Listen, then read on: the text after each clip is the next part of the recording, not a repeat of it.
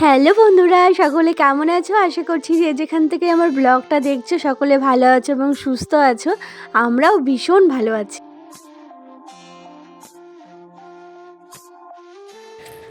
আজকে সয়াবিন বানাবো, তো চেনটা শেষ হয়ে গেছে, তো চলো তোমাদের এগিয়ে নিয়ে আসি। আর কদিন পরে এই রাস্তাটা পুরো জমজমাট লাগবে।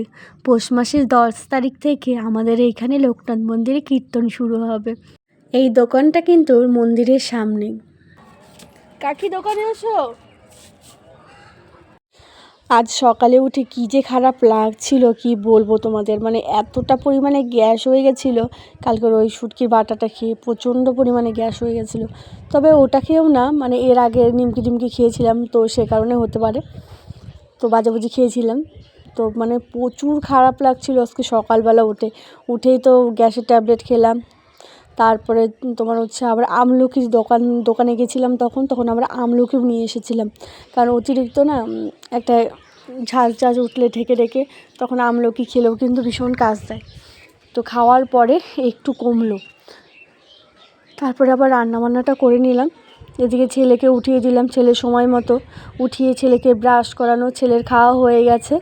আর ড্রেস পরানোর সময় দেখছো কেমন চঞ্চল করছে, আর আমার মেয়েটা তো নিজের মনে এক মনে খেলেই যাচ্ছে সেই ওড়নাটা দিয়ে। মানে মেয়ে মানুষের সত্যি মানে ওড়না বলো, সাজার জিনিস বলো, এগুলো পেলেই কিন্তু একটু খানিকক্ষণ চুপ করে থাকে। আমার যখন বেশি কাজ থাকে তখন আমি কি করি, আমার মেকআপের জিনিস লিপস্টিক বলো একটু ক্ষতি হয়, তবে আমি বাইরের কাজগুলো এক মনে করতে পারি। এইভাবে এই দুটোকে মানুষ করছি।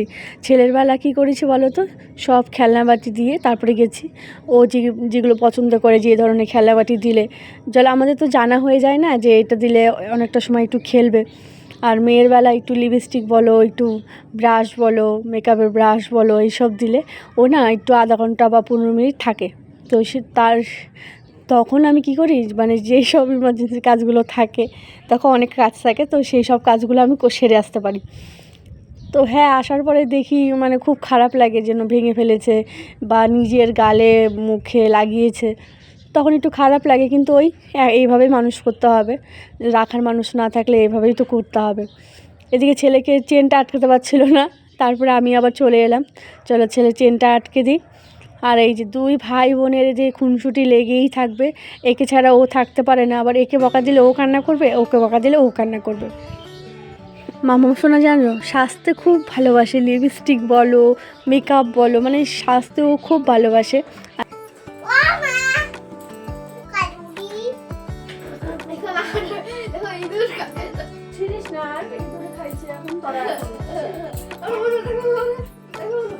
ভালো ওড়নাটা, কেমন নতুন ওড়নাটা মাম শোনা আটার গলা ওইখানে চিপকায় রাখছিল, ইঁদুর খেলছে।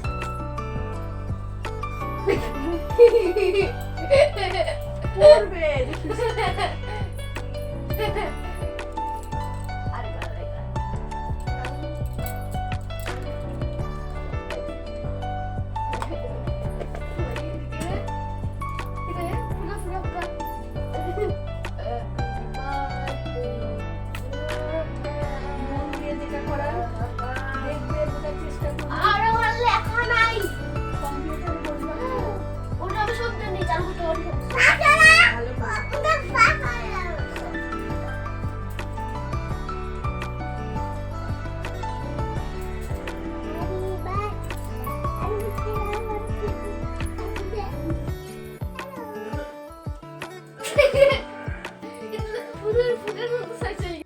এই দেখো বিছানাটার কি অবস্থা হয়ে আছে, এদিকে তাকিয়ে অনেকগুলো ইগনোর করো। তো তারপরে আবার চলে এলাম এই পাশের রুমে, তোমাদের দাদাভাইয়ের ব্যাগ থেকে টিফিন বাটিটা বের করে নিচ্ছি। তো এখন চলো তোমাদের দাদাভাইয়ের আমি টিফিনটা রেডি করব। তোমাদের দাদাভাই এখন বেরোবে, একে একে সবাই বেরিয়ে গেল। তারপর মেয়েটাকে খাওয়ালাম, নিজেও খেলাম। মেয়েকে খাওয়াতে না হলে তাহলে কিন্তু আমি এখন আর খেতাম না, একবারে স্নান টান করে পুজো দিয়ে তারপরেই খেতাম। তবে যেহেতু এখন মেয়েটাকে আছে, মেয়েটাকে খাওয়াতে হবে, তো ভাবলাম চলো আমিও একটু খেয়ে নিই। ঠাকুরের জায়গাটা মুছে এদিকে ঠাকুরের সমস্ত বাসনপত্র নিয়ে বসে পড়েছি। আমি বসে এখানে ঠাকুরের বাসন মাজছি, আমার মেয়ে ওখানে কলপারে গিয়ে নিজের মাথায় জল ঢালছে আর খেলছে জল দিয়ে। তো আমি ভাবছিলাম ও সব করতে থাকে, একটু খেলতে মানে জল দিয়ে খেলুক, তো আমি আগে ঠাকুরের বাসনটা মেজে নিই। কারণ আমি যদি ওকে এখন নিয়ে আসি বা সরাই তো ও ভীষণ কান্না করবে, তার থেকে বরঞ্চ ওকে স্নানই করাবো। তো সেই কারণে ভাবছিলাম ও খেলুক, আমি তাড়াতাড়ি করে স্পিডটা দেখছি কতটা বেড়ে গেছিলো, আমি তাড়াতাড়ি করে এদিকে ঠাকুরের বাসনগুলো মেজে ওকে স্নান টান করিয়ে আবার ঘরে চলে এলাম। চলো আমি এখন ময়দাটা মেখে নেব। আজ ভাবছি গোপুসোনাকে আর মা লক্ষ্মীকে একটু লুচি আর একটু সুজি করে একটু ভোগ দেব। তো সেই যেমন কথা তেমন কাজ।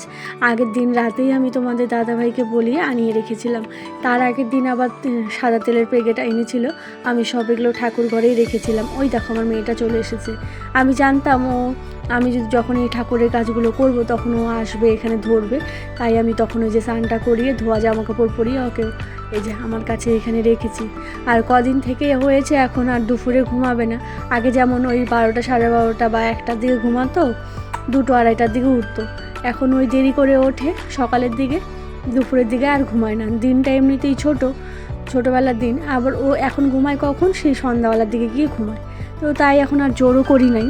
তো ভাবলাম থাক থাক, ওকে একটু আটা দিলাম, মানে ময়দার দলাটা দিলাম, ও নিয়ে ওখানে সাইডেই বসে খেলছে। ছেলে তো স্কুলে চলে গেছে, আসবে বৃহস্পতিবার আজকে। তো এদিকে আমি আমের পল্লব বলো, দুব্বা বলো, তারপরে এদিকে ফুল সব কিছু উঠিয়ে ওই সাইডে গুছিয়ে রেখেছি। আর মেয়েটা আমাকে বারবার ওখানে ধরছিলাম, বললাম না মা এটা ধরে না। তো ওকে আমি আবার ওই বাইরে বসিয়ে দিলাম ওই আটা, আর একটু আবার আটা দিলাম, ওই দেখো আবার বাইরে চলে গেছে। তো ওগুলো মেখে ঠেকে ঘরে দরজা বন্ধ করে দিলাম। ওই মিনু আবার আসা শুরু করে দিয়েছে। তো এই দেখো মেয়েটা এখান থেকে চিনি নিচ্ছিল, আমি বললাম না মা এটা ধরে না।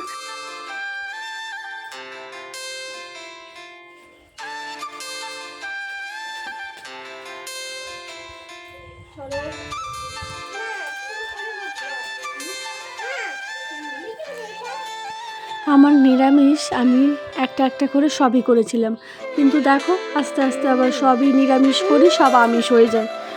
নিরামিষ আমার একটা উনানও রেখেছিলাম, তো একদিন হঠাৎ করে মানে বিপদের সময় বলে না তালে তাল, তো হঠাৎ একদিন ওই আমি যেদিন ডক্টরের কাছে যাব সেদিন হঠাৎ করে আমার শরীরটা ভীষণই খারাপ ছিল। সেদিন আমি যেই গ্যাসে এখন রান্না করি সেটা আবার নষ্ট হয়ে যায়, মানে রাতে, মানে সব কিছু রাতেই হতে হয়। তো তারপরে আবার সেটা আবার বের করে আবার রান্নাবান্না করতে হলো, তো ওটাই আবার আমিষ হয়ে গেল।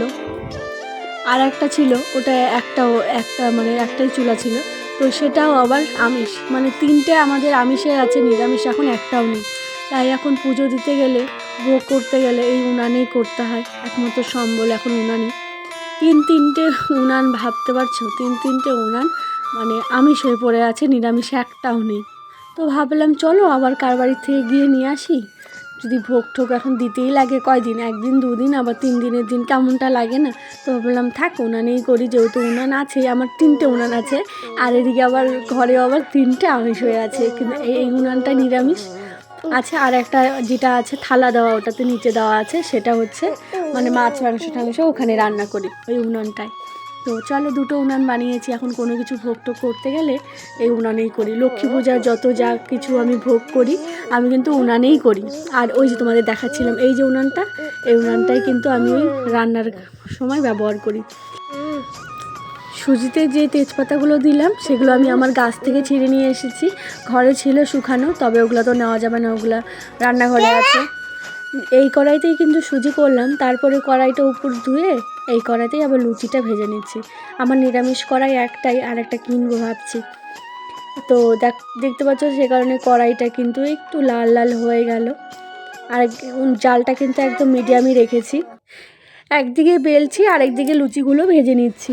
আর আমি কিসে বেলছি বলো তো, মানে বেলনি তো আছে কিন্তু চাকতিটা নেই, তো তাই একটা থাল উপর করে তো ওখানেই বেলছি আর ভাজছি।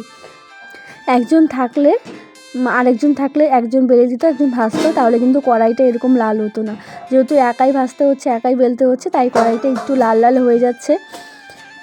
আর কি বলো তো, মানে কমানো বাড়ানোর তো কোনো সিস্টেম নেই, গ্যাসে হলে যেরকম একটু কমিয়ে দেওয়া যায়, এখানে তো তা না, বেশি কমিয়ে দিতে গেলে আবার জালটা নিভে যাবে। হয়ে গেছে দেখো, আমি এইভাবে থালে সুজিটা ঢেলে রেখেছিলাম। এবার প্রথমে ভাবলাম একটা থালে দেবো, তারপরে আবার ভাবলাম না, এইভাবেই একটা লুচি দিয়ে তারপর লুচির উপরে এভাবে সুজি দিলে ভালো লাগবে। সকাল থেকে মানে ওই যে গলা বুক জ্বালা করছিল, এতটাই খারাপ লাগছিল, আমি ভাবতেই পারিনি যে আমি এগুলো আবার আয়োজন করতে পারবো। দেখা যায় ছোটোখাটো আয়োজন, সত্যি কথা বলতে এগুলো গোছানো রেডি করা অনেকটাই কিন্তু সময় লেগে যায়। মানে এই যে আমি এগুলো যে করলাম, মোটামুটি আমার এখানে কিন্তু পুরোপুরি 1 ঘন্টার মানে ওরকমই লেগে গেছে, 1 ঘন্টা সময়। মানে করা বলো, তারপর সেগুলোকে গোছানো বলো, সাইড করে রাখা বলো, এইসব করতে কিন্তু অনেকটা সময় লাগে।